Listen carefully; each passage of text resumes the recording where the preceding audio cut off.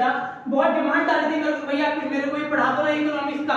आप सभी को पता ही बेटा आपके या तो 15 तारीख या फिर 16 तारीख। जी हाँ बेटा, मॉर्निंग वाले बैच वाले बच्चे जो मॉर्निंग में स्कूल जाते हैं बेटा उनका एग्जाम कब है सर? उनका एग्जाम 15 फरवरी को है। और जो बच्चे इवनिंग में स्कूल जाते हैं बेटा उनका एग्जाम कब है सर? उनका एग्जाम 16 तारीख को है। तो सर करना क्या है सर? आपके भैया आपके लिए इकोनॉमिक्स के रिगार्डिंग, जी हाँ बेटा ये वीडियो बहुत ही इंफॉर्मेटिव होने वाली है, तो अपने दोस्तों को बता दो, पहुंचा दो वीडियो और बता दो भैया काम की बातें लेकर आ रही है बेटा, फुल्ली एक्सप्लेन नहीं करूंगा, ठीक है? इसके प्रॉपर चैप्टर लेके नहीं आऊंगा, कोई ना प्रॉपर चैप्टर लेके आया हूं ना प्रॉपर चैप्टर को मैं आपको यहाँ पे डिफाइन करने वाला हूँ, बताने वाला हूँ। एक्चुअली मैं आपको एक तरीका बताना हूँ क्या क्या हमारा डिजाइन है, मतलब कि जो आपका सीबीएसई के द्वारा जो आपका पेपर डिजाइन होगा बेटा वो डिजाइन कैसे किया जाएगा। तो आपको बता दूं बेटा क्लास 11 की बुक के अकॉर्डिंग आपके पास, जी हाँ बेटा क्लास 11 की बुक के अकॉर्डिंग आपके पास दो तरह के सब्जेक्ट हैं, यानी कि दो तरह की बुक है बेटा। जी हाँ, एक की बुक है बेटा, एक का नाम क्या है माइक्रो इकोनॉमिक्स बेटा और एक का नाम है स्टैटिस्टिक्स। जी हाँ, एक बुक है स्टैट वाली और एक है माइक्रो वाली, ठीक है बेटा। इसके बाद समझना कि सर ये दो बुक ना हमारे पास हमारा जो पेपर है बेटा वो 80 मार्क्स का आता है। जी हाँ, हमारा जो एग्जाम है बेटा 80 मार्क्स का आता है, आपको पता होगा। अब मिड टर्म देखी भी आए हुए हैं अभी, आपको पता है मिड टर्म कितने नंबर का आया था? 80 मार्क्स का आया था। अब सर 80 मार्क्स के एग्जाम में ना जो माइक्रो वाली बुक है वो भी बेटा 40 मार्क्स की आ रही है और सर जो स्टैट वाली बुक है वो भी 40 मार्क्स की आ रही है। तो कहने का मतलब सर ये हुआ कि हमको करना क्या है कि सर हमें 40 नंबर माइक्रो वाले और 40 नंबर स्टैट वाले, इन दोनों की तैयारी बहुत ही बेहतरीन तरीके से करनी है। और तैयारी कैसे करनी है आपके भैया आपको बताने आए हैं, सुनना ध्यान से। सर अगर मैं माइक्रो वाली बुक की बात करूं बेटा तो ये बुक है तो 40 मार्क्स की, लेकिन अब समझना बेटा ध्यान से, जो हमारा पेपर डिजाइन होगा उस पेपर में बेटा जी दो सेक्शन होंगे। जी हाँ, एक सेक्शन नंबर ए और एक सेक्शन नंबर बी। जो सेक्शन नंबर ए होगा ना, जी हाँ सेक्शन नंबर ए वो भी 40 मार्क्स का और सेक्शन बी भी 40 मार्क्स का। भैया सेक्शन ए किस पर डील करेगा सर? सेक्शन ए डील करेगा स्टैट वाली बुक को। जी हाँ बेटा, आपको पता है आपके एग्जाम में एमसीक्यू आते हैं, देन सुनना ध्यान से। सर जो एमसीक्यू है वो 1 मार्क्स के आते हैं, आप पूरी वेरी वेल। सर इसके अलावा भैया इसके अलावा क्या आएगा सर? इसके अलावा आपको ये तो पता ही ना आपको, देखो टोटल मैं आपको बता दूं कि सेक्शन ए में आपके टोटल 17 क्वेश्चन आएंगे। कितने क्वेश्चन आएगा? 17 क्वेश्चन। और जो सेक्शन बी है, सेक्शन बी उसमें ही बेटा 17 क्वेश्चन आएंगे। अच्छा सर, मतलब कहने का मतलब ये हुआ कि 17 क्वेश्चन ये और 17 क्वेश्चन स्टैट के, मतलब सर टोटल आपके पास आपके एग्जाम में 34 क्वेश्चन दिखने वाले हैं। जी हाँ, ये आपके एग्जाम का पैटर्न बताने की कोशिश कर रहा हूं बेटा कि किस तरह से आपका एग्जाम छपने वाला है। तो याद रखना आपके पास दो बुक है, मैंने कहा माइक्रो और स्टैटिक। सर माइक्रो वाली बुक भी 40 मार्क्स की और स्टैट वाली बुक कितने की? 40 मार्क्स की। सर जो माइक्रो वाली बुक है वो सेक्शन बी की बात करेगी और जो स्टैट वाली बुक है वो सेक्शन ए में डील करेगी। और कहने का मतलब ये है आपके एग्जाम बेटा एक तो 1 मार्क्स के एमसीक्यू आएंगे, इसके जस्ट बाद क्या आएगा भैया? इसके जस्ट बाद आपको देखने को मिलेंगे 3 मार्क्स के क्वेश्चन। जी हाँ, इसके जस्ट बाद बेटा 4 मार्क्स के क्वेश्चन और सर 4 मार्क्स के क्वेश्चन के बाद क्या आने वाला है? वो आने वाला है 6 मार्क्स का क्वेश्चन। अब हम क्या करेंगे इस वीडियो के तहत मैं आपको ये बताना चाहता हूं, जो बच्चा अभी तक मजे ले रहा था, पढ़ ही रहा था, उनके लिए एक खास बात कि कैसे पास होना है। जी हाँ, ये वीडियो स्पेशली पास होने वाले बच्चों के लिए है जिसने आज तक कुछ नहीं पढ़ा, एक साल चला गया, पेपर आ गए सर पे, तब याद आ रही है आप वीडियो देखते हैं, उसे पढ़ के पास हो जाएंगे। तो आपके लिए आपके लिए वही लेके आए हैं, इसीलिए वीडियो अपने दोस्तों को फैला दो, पहुंचा दो, भैया ये वीडियो देख ले और ये टॉपिक पढ़ के चला जाए, पास हो जाएगा गारंटी के साथ। गारंटी दे रहे आपके भैया, सुनेंगे ध्यान से। पढ़ना क्या क्या है सर? जो माइक्रो वाली बुक है ना, ठीक है, इसके अंदर से जो 6 मार्क्स का क्वेश्चन आने वाला है वो कौन कौन से आ सकते हैं हम उसको डील करने वाले हैं। सर कौन कौन सा आने वाला है बेटा? तो बात करते हैं कौन कौन सा आने वाला उनकी, ठीक है। तो सर कौन कौन सा आएगा सुनना ध्यान से। सर क्या क्या आएगा भैया? उसमें आपका आ सकता है, देखो हमारे पास ना आपको पता होना चाहिए बेटा क्या कि सर आपके पास जो माइक्रो वाली बुक है, ठीक है, इसके अंदर बहुत सारे चैप्टर हैं। मैं चैप्टर के डील करूंगा तो रात हो जाएगी, लेकिन खाली चैप्टर के डील में मैं बात कर रहा हूँ कुछ क्वेश्चंस की। किसकी? कुछ क्वेश्चंस की बात कर रहा हूँ। सर कौन कौन से क्वेश्चन? जैसे देखो आपके पास एक चैप्टर बेटा कंज्यूमर इक्विलिब्रियम, क्या है? Consumer equilibrium. बेटा एक आपके पास चैप्टर है प्रोड्यूसर इक्विलिब्रियम, क्या है, प्रोड्यूसर इक्विलिब्रियम। तो कहने का मतलब सर ये है, ये दो टॉपिक ऐसे जहां से एग्जाम में 6 मार्क्स का क्वेश्चन बनता है। तो कहने का मतलब सर ये हुआ कि ये क्वेश्चन में छोड़ के ना जाओ, जी हाँ बिल्कुल ना जाना। सर इसके अलावा यहाँ पे बहुत सारे कॉन्सेप्ट हैं जो बिलोंग करेंगे किससे, रिलेशनशिप से। किससे बेटा, ये वो वाला संबंध नहीं है जो आपको, ठीक है, वो वाला संबंध नहीं है। इसका मतलब हो गया, आपने एक वर्ड पढ़ा होगा यूटिलिटी। क्या पढ़ा होगा, यूटिलिटी। बहुत सारे कॉन्सेप्ट निकल कर आए। तो क्या कॉन्सेप्ट थे, वो कॉन्सेप्ट थे टीयू का और एमयू का। सुनो मेरी बात ध्यान से, क्या क्या पढ़ के जाऊंगा, टीयू एमयू। एक आपने पढ़ा होगा प्रोडक्शन फंक्शन में क्या, टीपी और एमपी। एक बेटा आपने पढ़ा होगा कॉस्ट फंक्शन में टीयू और एमयू। सर एक आपने क्या पढ़ा होगा, एक आपने दो, ये तो हो गया यूटिलिटी वाला यानी कंज्यूमर इक्विलिब्रियम। और भैया जो ये है पी वाला, वो हो गया प्रोडक्शन फंक्शन। और सर इसके अलावा जो ये वाला टॉपिक है, कौन सा वाला, ये कॉस्ट से। सर कॉस्ट से क्या क्या है बेटा जी, कॉस्ट से हमारे पास क्या क्या निकल कर आएगा, एक पीसी और एक एमसी। और सर इसके अलावा एक है लास्ट टॉपिक। तो भैया कहने का मतलब ये हुआ कि ये तीन टॉपिक के बीच में जो रिलेशन है मैं ये बहुत अच्छे से पढ़ के जाऊंगा, क्योंकि एग्जाम में यहाँ से क्वेश्चन बहुत बेहतरीन तरीके से आता है। जैसे आपने मिड टर्म में आपने देखा हो तो ये क्वेश्चन प्रॉपर आ गया था, लेकिन मैं आपको बता दूं तो मिड टर्म में ये क्वेश्चन आ चुका है। तो बेटा जी प्रोडक्शन फंक्शन, जी हाँ, टी.आर. जैन बुक के अकॉर्डिंग बेटा, टी.आर. जैन जो हमारी बुक है राइटर की, इस राइटर की बुक के अकॉर्डिंग जो हमारा एक कॉन्सेप्ट है जिसका नाम है प्रोडक्शन फंक्शन, वहां से क्वेश्चन क्या आएगा, वहां से क्वेश्चन आपकी बार ये बनने के चांसेस हैं। क्या क्वेश्चन बनेगा, सुनना ध्यान से। सर क्वेश्चन इस बार ये बनेगा, कौन सा बनेगा, सर क्वेश्चन बनेगा that is law of variable proportion. क्या बनेगा, लॉ ऑफ वेरिएबल प्रोपोर्शन। जो बच्चे हमसे फेस टू फेस क्लास में जुड़े हुए हैं उन्हें पता है कि आपके भैया ने इस कॉन्सेप्ट को बहुत ही बारीकी समझाया है, और इस कॉन्सेप्ट को समझाते वक्त आपको एक आंसर भी आपके ग्रुप में व्हाट्सएप किया गया था। जी हाँ, ये वही आंसर है जो एग्जाम में 6 मार्क्स का छपेगा। तो आगे बात समझ, यानी सर अगर मैं चैप्टर 1 पे फोकस करूं तो आप पढ़ते क्या जाएंगे। अगर मैं चैप्टर वाइज बात करूं तो सर माइक्रो और मैक्रो में डिफरेंस पढ़ के जाना। क्या पढ़ा मैंने, माइक्रो मैक्रो में डिफरेंस पढ़ के जाना। और क्या पढ़ के जाओगे सर, और ना पॉजिटिव इकोनॉमिक्स और नॉर्मेटिव इकोनॉमिक्स, इन दोनों में डिफरेंस पढ़ के जाना। तो और क्या पढ़ के जाऊं, ये चैप्टर 1 की कहानी हो गई। आपको तो चैप्टर 2 का नाम याद क्या है, चैप्टर 2 का नाम है central problem F and economy. तो इसके अंदर क्या पढ़ना है भैया, इसके अंदर ना बेटा मेनली 3 बातें हैं। क्या बातें हैं, 3 बातें। जी हाँ सर, वो कौन कौन सी 3 बातें हैं वो सुनना ध्यान से। सर 3 बातें यहाँ पर कौन कौन सी हैं, सर वो यहाँ पर 3 बातें हैं, वो डिस्कस करेंगे किसके बारे में। सर एक है, याद है आपको क्या था, भूल गए यार इतनी बार बोला भैया पढ़ लो पढ़ते ही नहीं हो यार। पढ़ाई लिखाई में ध्यान लगाओ, IAS बनो और देश को संभालो। देखो एक है व्हाट टू प्रोड्यूस बेटा, एक है यहाँ पर हाउ टू प्रोड्यूस। क्या बेटा, हाउ टू प्रोड्यूस। और सर एक है फॉर whom टू प्रोड्यूस। क्या बेटा, फॉर whom टू प्रोड्यूस। जी हाँ सर, याद आ गया।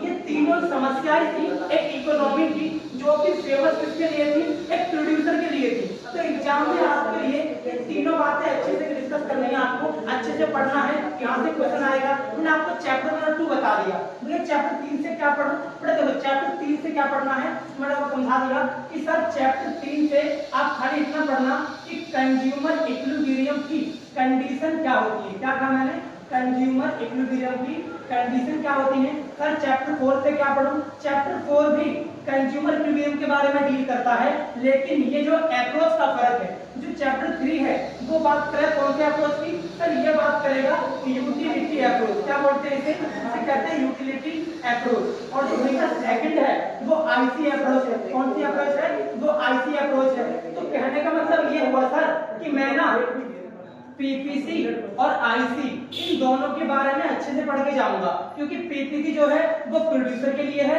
आईसी जो है वो कंज्यूमर के लिए है। और हमारे एग्जाम में ये दोनों ही आपके लिए है, मतलब ये दोनों एग्जाम में आपसे पूछेंगे और आपको जवाब देना पड़ेगा। अगर तो चैप्टर 5 की बात करूं तो कुछ पढ़ने का मन ना करे तो इसके अंदर खाली ये पढ़ने चले जाना, क्या, that is determinant of demand. क्या पढ़ेगा बेटा जी, डिटरमिनेंट ऑफ डिमांड। मतलब भैया कि बेटा वो फैक्टर होते हैं, इस वर्ड का मतलब होता है फैक्टर अफेक्टिंग। क्या होता है, फैक्टर अफेक्टिंग। जी हाँ, ये आपकी रियल लाइफ का केस है बेटा। यानी ऐसे कौन कौन से जो बच्चे हमसे फेस टू फेस पढ़ते हैं उनको पता है कि इसमें मैंने क्या एग्जाम्पल दिया था। मैंने उन्हें बताया था कि आजकल जो जमाना चल रहा है बड़े बड़े पैंटों का, बड़े बड़े कपड़ों का, तो फटे फटे जवानों का जो मतलब है मेरे कहने का वो ये है कि ऐसे कौन कौन से फैक्टर हैं जो अफेक्ट करते हैं हमारी डिमांड को, वो डिस्कशन कहाँ किया जाएगा, वो हमारे डिस्कशन किया जाएगा डिटरमिनेंट ऑफ डिमांड पर। सर चैप्टर 6 में क्या पढ़ूंगा, चैप्टर 6 में अगर कुछ पढ़ने का मन ना हो ना तो खाली ईडी का फॉर्मूला अच्छे से लगा लेना, क्या, percentage change in quantity upon में परसेंटेज चेंज इन प्राइस। इस फॉर्मूले के जो सवाल है वो करके चले जाना। आपके एग्जाम में 3 मार्क्स का, जी हाँ बेटा 3 मार्क्स का एक याद है आपको मिड टर्म में ईडी आया था। जी हाँ, इलास्टिसिटी ऑफ डिमांड आया था, लेकिन मेरा मन क्या कह रहा है कि इस बार ईडी ना आके ईएस आएगा, मतलब इलास्टिसिटी ऑफ सप्लाई आएगा। तो मैं क्या चाहता हूं कि आप इन दोनों की प्रैक्टिस अच्छे से करके जाएं, क्योंकि सर यहां से आपका 3 मार्क्स का क्वेश्चन एग्जाम में समझो छप गया। अच्छा भैया ठीक है सर, मैं आपको चैप्टर 6 से ये पढ़ दूंगा। चैप्टर 7 से मैंने आपको बता दिया, चैप्टर 7 से क्या पढ़ना है, लॉ ऑफ वेरिएबल प्रोपोर्शन। क्या पढ़ना है बेटा, लॉ ऑफ वेरिएबल प्रोपोर्शन। इसका मतलब क्या है बेटा, इसका मतलब डीपली बताते हैं फेस टू फेस क्लास में। अगर आप हमारी face to face class join करना चाहते हैं तो जुड़ सकते हैं अपना आजादपुर, मुकद्दर, आदर्श नगर, हर जगह हमारी क्लास चलती है। आप हमें कांटेक्ट कर सकते हैं। आपकी स्क्रीन पर नीचे हमारा कांटेक्ट नंबर आ रहा होगा, आप वहां पर हमें व्हाट्सएप कर सकते हैं, आपके सर आपका सवाल मिल जाएगा। ठीक है जी। तो सर इसका मतलब बता दूं आपको, डोंट वरी, यहाँ पर हम डिस्कस करते हैं टीपी की डेफिनेशन के बारे में, डिस्कस करते हैं एमपी की डेफिनेशन के बारे में, टीपी और एमपी का शेड्यूल। जो बच्चे पढ़ रहे हैं पता होगा इसका शेड्यूल का मतलब क्या होता है। शेड्यूल में होता है टेबल। क्या होता है बेटा, टेबल। एक प्रकार की टेबल आपको बनानी है। टेबल के अलावा आपको एक ग्राफ बनाना है, x एक्सिस y एक्सिस 0, इस प्रकार से इसका ग्राफ बनता है टीपी का। ठीक है जी। और इसके जस्ट नीचे देखो ये क्या है, ये हमारा जो बेटा ये देखो ये ग्राफ है। ठीक है, ये ग्राफ है किसका, टीपी का, x एक्सिस y एक्सिस 0 कुछ ऐसे बनता है। इसके बाद इसके ठीक नीचे बनता है क्या, एमपी बनता है। वो कैसे बनता है सर, वो कुछ ऐसे बनता है। तो इस तरीके से टीपी एमपी का ग्राफ इस वाले आंसर में बनाना पड़ेगा। और ये क्वेश्चन कैसा होगा, क्वेश्चन होगा लॉ ऑफ वेरिएबल प्रोपोर्शन। अच्छा भैया मतलब इस नाम से क्वेश्चन आएगा और वो 6 मार्क्स का आएगा। तो मैं पहले बताऊंगा टीपी क्या होता है, फिर बताऊंगा एमपी क्या होता है, फिर बताऊंगा टीपी एमपी का टेबल मतलब उनके बारे में, उनका रिलेशन, फिर बताऊंगा उसका ग्राफ और ग्राफ के अंदर क्या कारनामे हो रहे हैं। पहले टीपी बढ़ रहा है, फिर और तेज बढ़ रहा है, उसके बाद आपके मैक्सिमम पॉइंट पे जा रहा है। तो जब ये मैक्सिमम होता है तब एमपी 0 होता है। तो कहने का मतलब ये हुआ कि इस कॉन्सेप्ट को बताएंगे तब जाके आपको एग्जाम में 6 मार्क्स मिलेंगे। आप क्या समझ लो कि हलवा एक को, भैया एक को हलवा नहीं है, ये पॉलिटिकल हिस्ट्री नहीं है कि बस रट्टे लगा के चलेगा काम हो गया। सर मैं ऐसा नहीं कर रहा पॉलिटिकल खराब है, या फिर मैं बताना चाहता हूँ कि सर इकोनॉमिक्स थोड़ा अंडरस्टैंडर्ड सब्जेक्ट है, मतलब थोड़ा समझना पड़ता है चीजों को, तभी आप कर सकते हैं, अदरवाइज आपको दिक्कत आएगी बहुत समझने में। ठीक है जी। तो बात करते हैं नेक्स्ट टॉपिक की बेटा। जो नेक्स्ट टॉपिक है वो किसके बारे में डिस्कस करते हैं, सुनो ध्यान से। हमने चैप्टर 7 आपको बता दिए, क्या बता दिया हमने, चैप्टर 7। चैप्टर नंबर अगर आपको 8 पढ़ना है तो वहां से आप क्या पढ़ना, टीसी और एमसी का रिलेशन पढ़ के चले जाना कि टीसी एमसी में क्या संबंध है। यहाँ से क्वेश्चन 3 मार्क्स का बनने के चांसेस हैं। इसके अलावा आपको फॉर्मूले तो पता ही होंगे, और हाँ यहाँ से ना बेटा जो कॉस्ट के ग्राफ है वो मत भूलना प्लीज। 1 मार्क्स का क्वेश्चन एग्जाम में छप चुका है, ये वाला एएफसी वाला। ठीक है, तो यहाँ से क्वेश्चन ये बनेगा कि बताओ एएफसी कर्व की शेप क्या होती है। तो याद रखना, आपको बता देता हूँ बेटा, रेक्टेंगुलर हाइपरबोला क्या होती है, रेक्टेंगुलर हाइपरबोला। ये क्वेश्चन एग्जाम में 1 मार्क्स का समझो छप गया। अच्छा भैया ठीक है सर, चैप्टर 9 में क्या पढ़ो, बेटा चैप्टर 9 डील करता है अबाउट सप्लाई। तो सप्लाई में कुछ भी पढ़ने का मन ना करे तो बेटा जी लॉ पढ़ के चले जाना, और लॉ के अलावा आप क्या पढ़ के जाना, जी हाँ आप डिटरमिनेंट ऑफ सप्लाई। अच्छा सर मतलब टॉपिक यहाँ भी है क्या, हाँ जी यहाँ भी है। आपको पता होना चाहिए डिमांड फंक्शन और सप्लाई फंक्शन ये फंक्शन ही होते हैं। याद हो क्या था, demand function df equal to fx, क्या था बीच में, ps, pr। ठीक है, यानी कि price of given goods. Price of daily goods, income, consumer income, इस तरीके से आपके पास बहुत सारे पॉइंट थे। तो ये सभी चीजें हमें डिस्कशन करना होता है सप्लाई के अंदर। अगर भैया आप चैप्टर 10 की बात करें बेटा, अगर आप चैप्टर 10 की बात करें तो कुछ मत पढ़ना उसमें से, खाली इतना पढ़ लेना कि पाई का मतलब क्या होता है। तो पाई का मतलब इकोनॉमिक्स की भाषा में बेटा जी प्रॉफिट होता है। क्या होता है? प्रॉफिट होता है। और प्रॉफिट का फॉर्मूला क्या होता है सर? TR minus TC. क्या बोला मैंने? TR minus TC.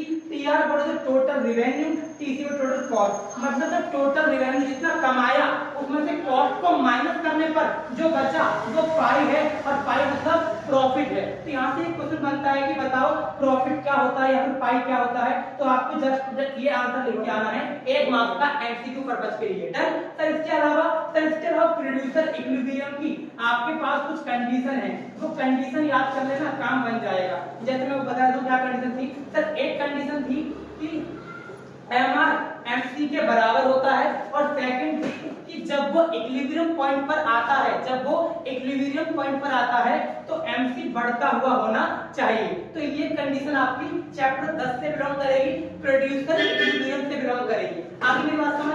Sir chapter 11 में क्या पढ़ूं बेटा? पूरे सिलेबस का निचोड़ लेके आया हूं, पूरा सिलेबस बता दूं क्या क्या पढ़ना है। सर चैप्टर 11 का नाम तो बताओ। चैप्टर 11 है, देखो 10 क्या था? इक्विलिब्रियम, 11 सप्लाई में डील कर रहा था, और जो 9 था वो रेवेन्यू में डील कर रहा था। ठीक है, तो चैप्टर 11 सप्लाई है, मैंने बताया क्या क्या पढ़ना है। चैप्टर 12 की बात करूं भाई साहब खत्म हो गया सब कुछ। चैप्टर 12 का नाम क्या है? Forms of market. तो आपको पता होना चाहिए, पुराने जमाने की बात करूं, जी हाँ, जब हम बच्चों को 18 में 17 में पढ़ाया करते थे तब की बात बता रहा हूँ आपको। तब ना हमें ये बताया गया था कि हमारे पास जो मार्केट है, जो हमारे पास मार्केट है वो 4 तरह की बताई गई थी। इकोनॉमिक्स की बात करो, व्यक्ति की बात नहीं कर रहा, बिजनेस की भाषा में अलग चीज है, इसी भाषा में अलग चीज है। सर हमें 4 तरह की मार्केट बताई गई थी इको की लैंग्वेज में। एक बताया गया था परफेक्ट कंपटीशन, याद है आपको क्या था सर? एक था परफेक्ट कंपटीशन, सर एक था मोनोपोली, जी हाँ, एक क्या था सर? एक था मोनोपोली, और सर एक क्या था सर? एक था मोनोपोलिस्टिक, जी हाँ, एक क्या था? Monopolistic market. ठीक है बेटा। इसके बाद जो लास्ट थी वो थी बेटा जी ओलिगोपोली। वो क्या थी? ओलिगोपोली। बेटा बधाई हो, कांग्रेचुलेशन कि सिलेबस से ये तीनों जा चुके हैं, ये तीनों खत्म। Tata bye bye, tata goodbye. Bye bye. तो बचा क्या सर? केवल ये वाली बची। कौन सी बची? केवल फर्स्ट यानी कि परफेक्ट कंपटीशन, जिसके बारे में आपकी बुक में कुछ भी नहीं है। और सुनिए यहाँ से क्वेश्चन क्या आएगा, यहाँ से क्वेश्चन ये आएगा, बताओ ऐसी कौन सी मार्केट है जो प्राइस टेकर होती है? क्या बोला मैंने? प्राइस टेकर होती है। तो याद रखना ये बेचारे परफेक्ट कंपटीशन मार्केट में बैठने वाले लोग इतने गरीब लोग हैं, इनके पास एक ही जैसा माल है, यानी कि एक ही जैसा सामान है, जिसे आप लोग बोलते हैं इकोनॉमिक भाषा में क्या? Homogeneous product. क्या बोलते हैं? Homogeneous product. और भैया इसके अलावा इन विचारों के पास इनकी वस्तु का जो प्राइस है वो भी सेम ही प्राइस है, ना इन विचारों को कोई ट्रांसपोर्टेशन कॉस्ट देनी पड़ती है, कुछ नहीं होता। अच्छा मतलब सर ये सारी बातें एग्जाम में पूछेगा? हाँ, लेकिन घुमा घुमा के पूछेगा। तो आपसे ये कहेगा कि बताओ ऐसी कौन सी फर्म है जिसे प्राइस टेक करना पड़ता है? एक बढ़ है प्राइस टेकर, एक बढ़ है मेकर। क्या बोला मैंने? एक बढ़ है टेकर, एक बढ़ है मेकर। भैया मेकर का मतलब क्या है? मेकर का मतलब है कोई ऐसी मार्केट जहां प्राइस को खुद बना रहा है। आई बात समझ? मतलब खुद प्राइस बनाता है, अपनी मर्जी चलाएगा, भैया मेरी मर्जी में कुछ भी प्राइस रखूं। लेकिन ये बेचारा परफेक्ट वाला, इसकी मर्जी नहीं चल रही, इसे अपने हिसाब से काम करना पड़ रहा है। ये मार्केट के हिसाब से काम करता है। मार्केट ने कहा ये प्राइस में दूंगा, तो ठीक है भैया मान लेता हूँ, ठीक है दे दियो। तो कुछ ऐसा होने वाला है। ये मैंने आपको पूरा ऑल अबाउट माइक्रो बेटा बता दिया। नाउ डिस्कस करेंगे कि मेरे 40 मार्क्स के कॉन्सेप्ट में याद रखना क्या क्या पढ़ना है। वीडियो को पॉज करके सारे टॉपिक रिकॉर्ड कर लेना, लिख लेना, इनको रट्टे लगा लेना, कुछ भी करो, लेकिन इतना पढ़ के जाओगे तो आप पास हो जाओगे। इसके अलावा अगर मैं बात करूं आपकी दूसरी बुक की, स्टेट वाली बुक की, यहाँ से देखो ये जो बुक है बेटा ये न्यूमेरिकल सवालों की बुक है। जी हाँ, आपको पता होना चाहिए यहाँ पे बहुत सारी प्रैक्टिकल प्रॉब्लम है। मैं आपको बता दूं 6 मार्क्स का क्वेश्चन एग्जाम में कौन सा छपा है बेटा? जो 6 मार्क्स का क्वेश्चन है, क्वेश्चन नंबर 18 या फिर 17 पे आपको लिखा मिलेगा, जो कौन सा होगा? जो होगा कोरिलेशन चैप्टर का। जी हाँ, आपको याद है इस चैप्टर के बारे में? कुछ नहीं याद तो भैया पढ़ लेना। चैप्टर का नाम क्या है? कोरिलेशन। भैया एक कोरिलेशन वाला चैप्टर, ठीक है, एक भैया कोरिलेशन वाला चैप्टर आपके एग्जाम में है। इसके अलावा एक इंडेक्स नंबर। हाँ भैया आप सही कह रहे हो, क्योंकि ये दो ना ऐसे चैप्टर हैं जो मिड टर्म अभी तक नहीं पूछे हैं, तो हो सकता है कि इस बार 6 मार्क्स के जो क्वेश्चन आए वो यहीं से आए। मैं आपको बता दूं क्या क्या आएगा सर। कोरिलेशन वाले में ना ये वाला मेथड आएगा, कौन सा, इन वाले अंकल का नाम क्या है, कार्ल पियर्सन रैंक कोएफिशिएंट। क्या नाम है, कार्ल पियर्सन रैंक कोएफिशिएंट। ये वाला एग्जांपल यानी ये जो एक तरीका है कोरिलेशन फाइंड करने का, ये बहुत ही फेमस अंकल है जिनके बारे में एग्जाम में आता है। इसके अलावा भैया जो इंडेक्स नंबर वहां से क्या आएगा बेटा, यहाँ से ना जो मेन है आपको पता होना चाहिए बेटा, इंडेक्स नंबर जो बच्चे में से पढ़ते हैं पता है, तो सुनो ध्यान से। इंडेक्स के अंदर हमारे पास मेनली हाँ तरीके तो मेन दो हैं, एक है वेटेड और एक है अनवेटेड, लेकिन जो आपके एग्जाम में क्वेश्चन बनता है वो बनता है लास्ट ईयर मेथड। इसे क्या बोला मैंने, लास्ट ईयर मेथड। दूसरा क्या है, दूसरा बेटा पास्ट मेथड। दूसरा क्या है, पास्ट मेथड। और तीसरा है फिशर मेथड। क्या है, फिशर मेथड। जो आपके एग्जाम में क्वेश्चन बनेगा वो ये दो बन सकते हैं, जो कि 3 मार्क्स के लिए ये और 3 मार्क्स के लिए ये, मतलब कि पूरा क्वेश्चन आपको 6 मार्क्स का दीजिएगा, जिसके दो ऑप्शन होंगे, ऑप्शन 1 ऑप्शन 2। ऑप्शन 1 में बोलेगा फाइंड द इंडेक्स अबाउट किसके हद से, लास्ट ईयर से, और दूसरा कहेगा क्या, दूसरा कहेगा पास्ट से निकाल। ठीक है, इस तरीके से दो बातें डिस्कशन वो करेगा। आगे बात समझ यहाँ तक। तो सर आप कह रहे हो कि स्टैट वाले चैप्टर से इंडेक्स नंबर पढ़ के जाऊं और कोड पढ़ के जाऊं। जी हाँ, 6 मार्क्स 12, यानी कि आपके यहाँ पे 12 नंबर फिक्स हो गए। सर इसके बाद क्या पढ़ूं बेटा, इसके बाद इन विचारों को मत छोड़ना कभी भी जिंदगी में। कौन कौन से, ये 3 टॉपिक जो बहुत मेन है, कौन कौन से सर, मीन, मीडियन और मोड। जी हाँ, ये एग्जाम में आते हैं। मैं बता दूं कौन सा आएगा, ये वाला आएगा 6 मार्क्स का। ठीक है जी, मोड ही आएगा 6 मार्क्स का, लेकिन फिर भी मैं कह रहा हूँ मोड में पढ़ के मत जाना, ऐसा मत करना कि बिल्कुल ही छोड़ दो, ये भी पढ़ना है। लेकिन हाँ, जो मोड है 6 मार्क्स का आएगा सही, लेकिन आपने पढ़ा होगा तो पता होगा आपको कि मोड के 2 तरीके होते हैं। तो आपके ना मिड टर्म में भी बेचारा ये वाला आया था, ग्रुपिंग मेथड आया था। कौन सा आया था, ग्रुपिंग मेथड। तो मैं खाली आपसे इतना कहूंगा कि 4 से 5 दिन बचे हैं, कुछ ना पढ़ो तो केवल मोड पढ़ लेना, और मोड के अंदर ग्रुपिंग मेथड तो जरूर पढ़ के जाना, क्योंकि बहुत ही बड़ा तरीका है जहां पर बड़ी बड़ी टेबल बनती हैं, इसको आप बोलते हैं एनालिसिस टेबल, इस तरीके से नाम होता है, तब जाके इसको मोड निकल कर आता है। यानी कि 6 मार्क्स का क्वेश्चन डायरेक्टली मोड का आएगा। आपके भैया ने स्टैट वाली बुक बताई थी कि 40 मार्क्स की आएगी, और 40 मार्क्स में से मैंने आपको ये बता दिया कि 6 मार्क्स का क्वेश्चन एक आ गया मोड का। बेटा मोड को डिनोट करते हैं जेड से। एक मैंने बताया 6 मार्क्स का आएगा इंडेक्स नंबर से, एक मैंने बताया 6 नंबर का आएगा कोरिलेशन से। लेकिन सर क्वेश्चन 2 ही आते हैं। हाँ, क्वेश्चन 2 आते हैं, लेकिन यहाँ पर एक ऑप्शन में होगा, और ऑप्शन में ये दिया जाएगा, मतलब कि 3 में से आपको कोई भी 2 चूज करने पड़ेंगे। इसके जस्ट कभी क्या पढ़ के जाऊं, इसके बाद बेटा ग्राफिकल की बात करूं तो प्लीज ग्राफिकल के अंदर आप ना ये छोड़ के मत जाना। क्या क्या सर, ग्राफिकल के अंदर आप ना ये पॉइंट बिल्कुल मत छोड़ना। कौन कौन से याद है आपको, अभी बचपन में जब आपने एग्जाम देके आए थे, कौन सा मिड टर्म वाला, तो वहां पर गलती से बार ग्राफ आ गया था।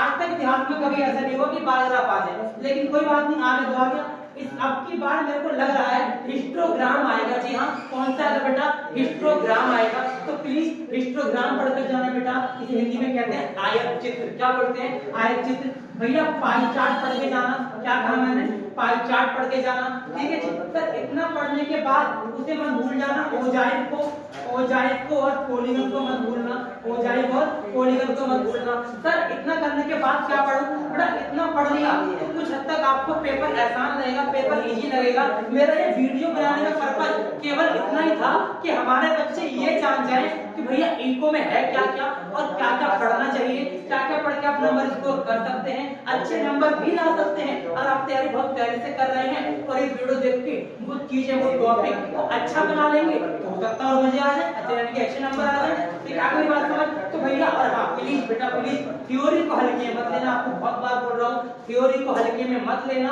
आपकी बुक के अकॉर्डिंग बेटा, जो आपकी बुक है स्टैट की, उसमें बेटा स्टार्टिंग के चैप्टर 1 से लेके 4 हैं, इनको बिल्कुल हल्के में मत लेना। 1 से लेके 4 तक के चैप्टरों में आपकी थ्योरी बहुत आती है। तो आप क्या पढ़ के जाएंगे, प्राइमरी डाटा, ठीक है, सेकेंडरी डाटा और प्राइमरी सोर्स और सेकेंडरी सोर्स, ये सारी बातें पढ़ के जाएंगे। ठीक है जी, तो ये थी बेटा बेटा आपकी वीडियो, आई होप ये वीडियो आपको पसंद आई होगी, तो प्लीज ये वीडियो दोस्त तक पहुंचा देना, उन्हें बता देना कि सर ये वीडियो देख लो और खाली इतना पढ़ के चले जाओ तो कुछ हद तक आप पास हो सकते हैं। ये मैंने खाली मेन टॉपिक बताए हैं, लेकिन ऑलमोस्ट मैंने ऐसा चीजें बता दी कि जो बच्चा पढ़कर स्कोर कर सकता है। तो प्लीज बेटा इस वीडियो को पहुंचा दो हर जगह और दोस्तों को बता दो कि टेंशन मत लो, आपके भैया ने आपके इस वाले चैनल के ऊपर सारी वीडियो अपलोड क्लास 10 से की थी, अब वो क्लास 11 के लिए इकोनॉमिक्स की वीडियो आपके लेके आए हैं। तो आई होप बेटा आपको वीडियो अच्छी लगी होगी। तो थैंक यू सो मच।